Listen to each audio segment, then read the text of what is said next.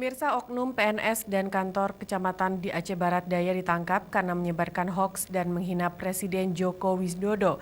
Tersangka berinisial Kas terancam hukuman 10 tahun penjara.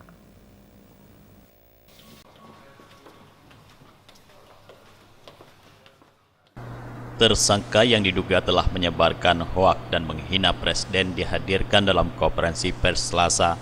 Tersangka yang berinisial Kas dijerat dengan Undang-Undang ITE dengan hukuman maksimal 10 tahun penjara.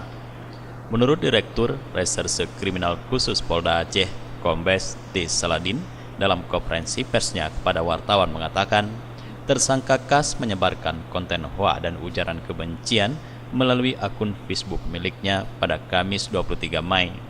Konten yang diunggah Kas tersebut berisikan video Presiden Jokowi yang sudah diedit dan ditambah musik remix. Kas juga membuat caption video pesta setelah pembantaian Muslim dalam masjid persis tarian PKI di Lubang Buaya.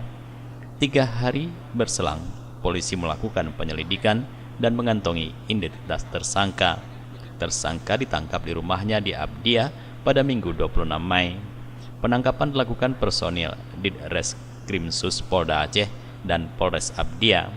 Setelah diciduk, Kas dibawa ke Mapolda Aceh untuk menjalani pemeriksaan.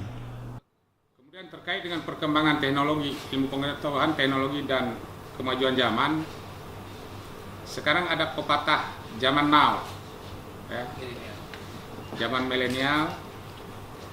Saya ingatkan ini, kenapa saya ambil pepatah milenial di zaman now ini, agar yang bermain di dunia maya hati-hati. Saladin mengingatkan masyarakat Aceh untuk bijak dan berhati-hati dalam menggunakan media sosial. Pasalnya, polisi kini memiliki tim siber yang bertugas patroli di dunia maya. Tim Liputan Aceh TV.